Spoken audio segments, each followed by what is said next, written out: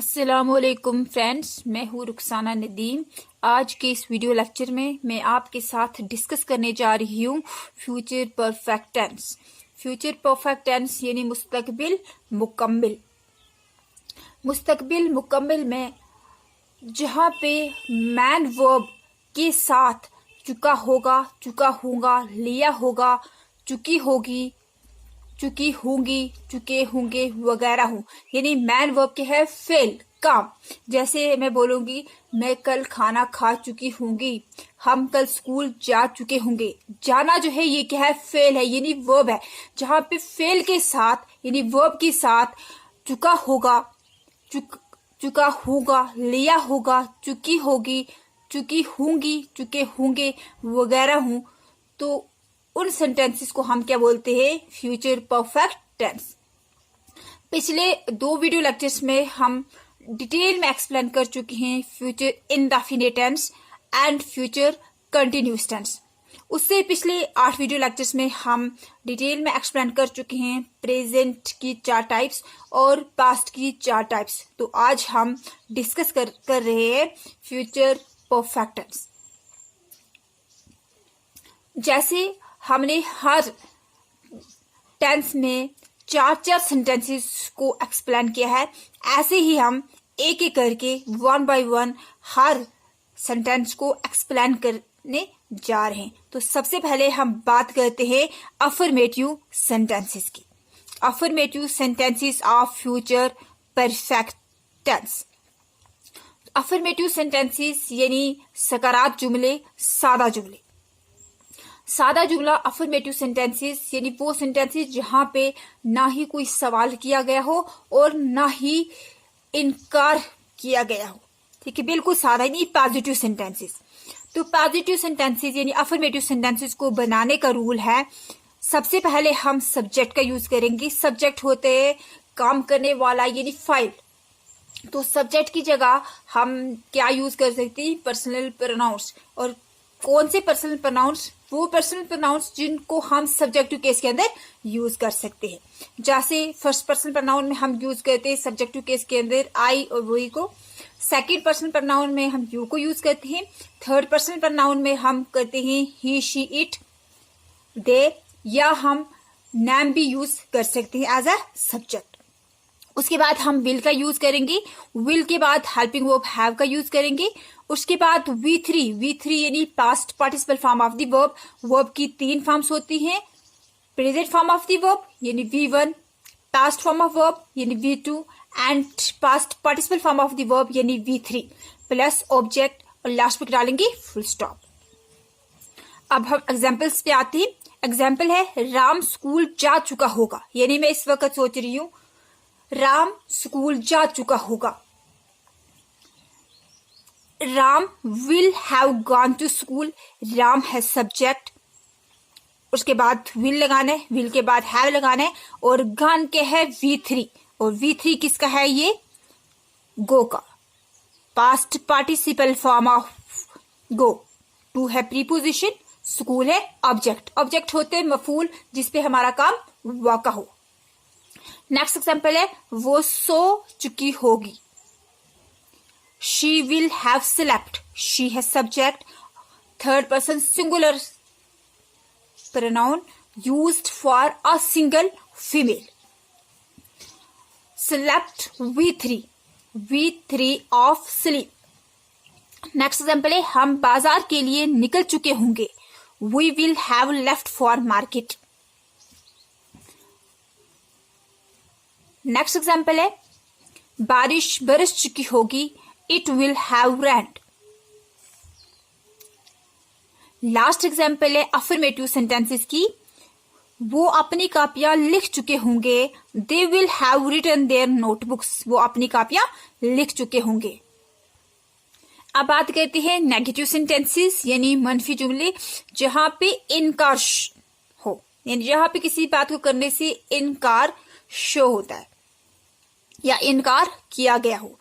तो negative sentences को बनाने का सेंटेंस का स्ट्रक्चर यानी रूल क्या है, सबसे पहले हम सब्जेक्ट का यूज करेंगे। जैसे हमने अफर्मेटिव सेंटेंस में सब्जेक्ट का यूज किया था, यानी फाइल का यूज करेंगे।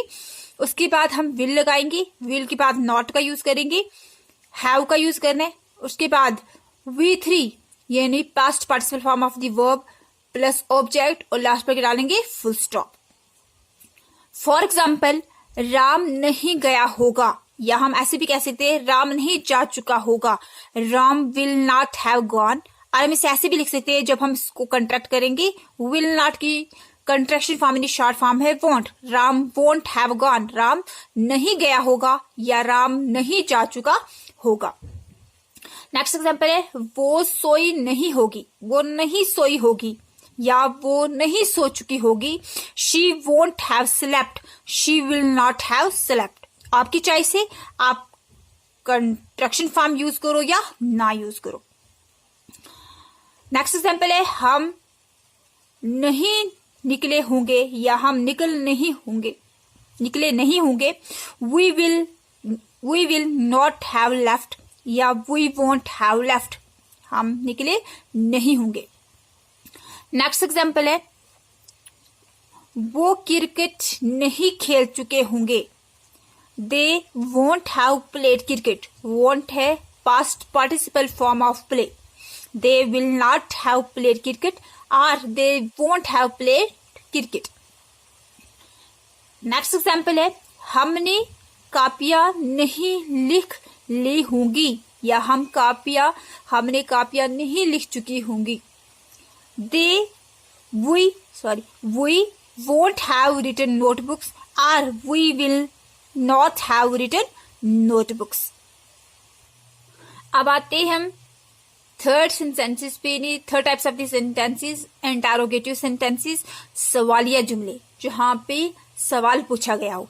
तो इंटरोगेटिव सेंटेंसेस जैसे हमने पिछले वीडियो लेक्चर्स में भी पढ़े हैं कि इंटरोगेटिव सेंटेंसेस दो टाइप्स के होते हैं।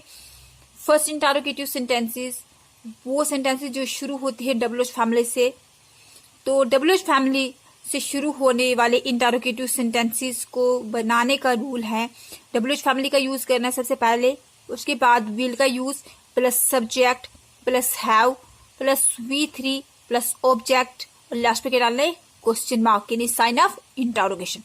फॉर एग्जाम्पल वो क्या खेल चुका होगा, यानी जब हम अपनी स्टेटमेंट इंटरोगेटिव स्टेटमेंट शुरू करते हैं WH फैमिली मेंबर से, तो वहां पे हमें आंसर में क्या चाहिए, एक रीजन चाहिए होता है।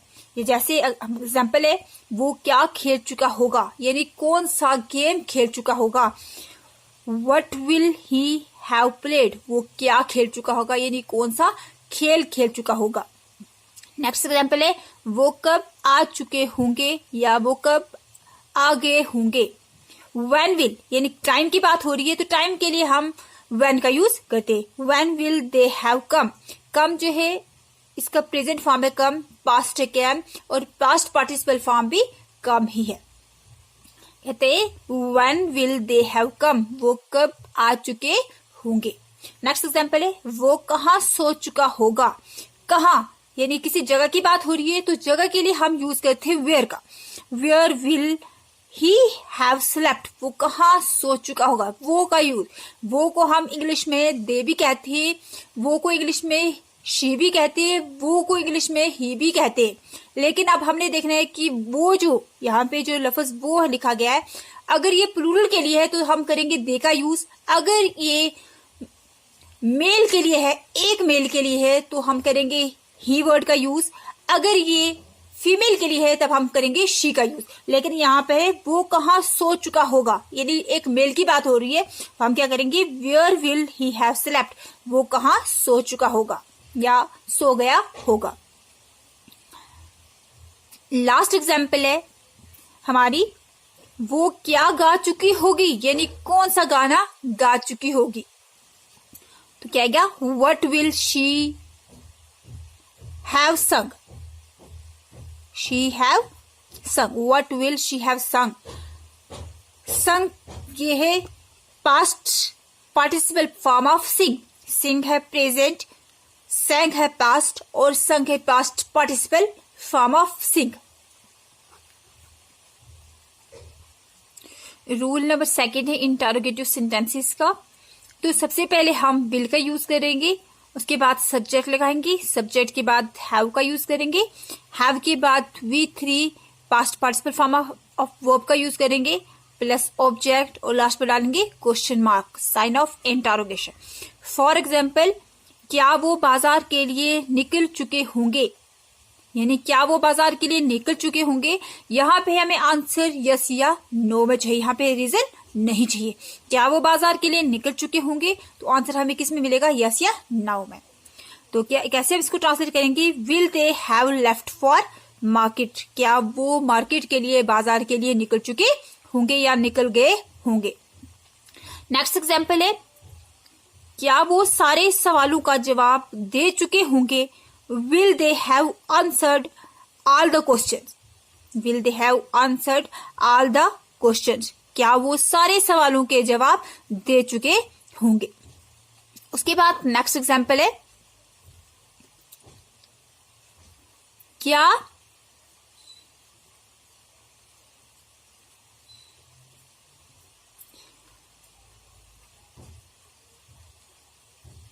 क्या वो स्कूल जा चुकी होगी, will she have gone to school, क्या वो स्कूल जा चुकी होगी। नेक्स्ट एग्जाम्पल है, क्या अमन अपना काम खत्म कर चुका होगा, या हम ऐसे भी कह सकते हैं कि क्या अमन ने अपना काम खत्म कर लिया होगा, will Aman have finished his work, will Aman have finished his work, क्या अमन अपना काम खत्म कर चुका होगा, मुकम्मल कर चुका होगा। नेक्स्ट एग्जाम्पल है, क्या हम क्रिकेट खेल चुके होंगे, will we have played cricket. Next example है, क्या तुम घर आ चुके होंगे, will you have come home, क्या तुम घर आ चुके होंगे या आ गए होंगे। लास्ट एग्जाम्पल है, क्या वो सो चुका होगा, विल ही हैव स्लेप्ट, क्या वो सो चुका होगा। लास्ट सेंटेंस की टाइप है फ्यूचर परफेक्ट टेंस की इंटरोगेटिव कम नेगेटिव सेंटेंस, यानी इंटरोगेटिव कम नेगेटिव सेंटेंस में सवाल भी पूछा गया होता है और इनकार भी होता है। जैसे वो क्या खेल नहीं चुका होगा, ठीक है। तो इंटरोगेटिव कम नेगेटिव सेंटेंसेस भी इंटरोगेटिव सेंटेंसेस की तरह दो टाइप्स के होते हैं। तो सबसे पहले हम बात करते हैं वो सेंटेंसेस, वो इंटरोगेटिव कम नेगेटिव सेंटेंसेस जो शुरू होते हैं WH फैमिली मेंबर से। तो सबसे पहले हम WH का यूज करें, WH फैमिली मेंबर का यूज करेंगे, plus will plus subject, subject के बाद हम नॉट का यूज करेंगे, plus have plus V3 plus object, last पे डालेंगे क्वेश्चन मार्क।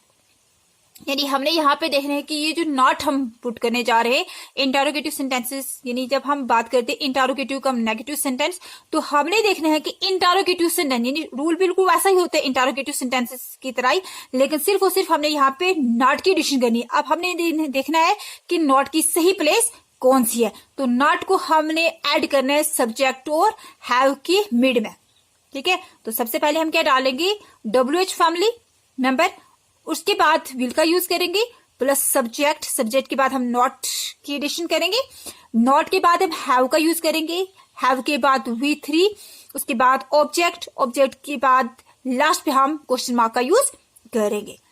फॉर एग्जाम्पल, वो क्या खेल नहीं चुका होगा, what will he not have played, वो क्या खेल नहीं चुका होगा। नेक्स्ट एग्जाम्पल है, राम और श्याम कहाँ नहीं जा चुके होंगे या कहाँ नहीं गए होंगे। तो कैसे आएगा इसका, where will Ram and Shyam not have gone, यानी राम और श्याम किस जगह नहीं जा चुके होंगे। नेक्स्ट एग्जाम्पल है, हम अपनी कापियां क्यों नहीं लिख चुके होंगे। अब क्यों वर्ड है तो क्यों के लिए हम वाई का यूज करते हैं, ठीक है। Why will we not have written our notebooks, हम अपनी कापियां क्यों नहीं लिख चुके होंगे।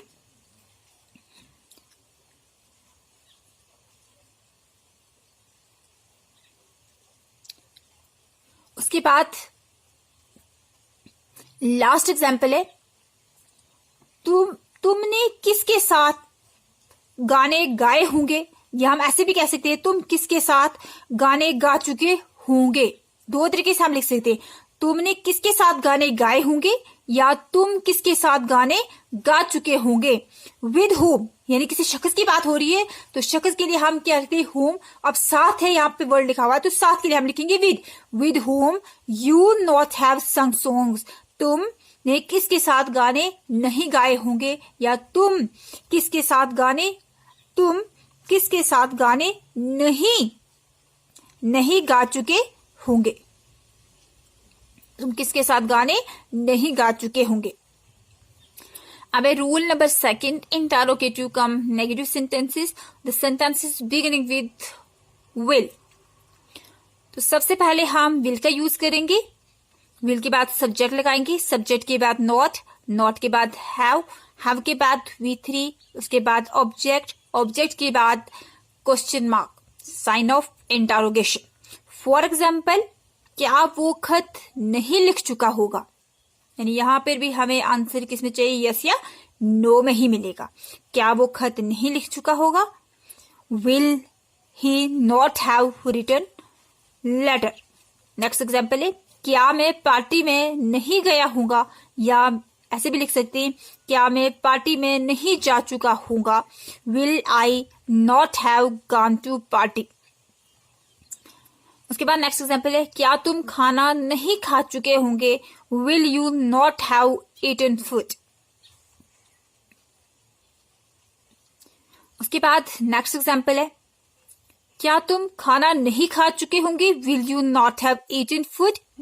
उसके बाद है, क्या अमन काम खत्म नहीं कर चुका होगा। Will Aman not have finished the work.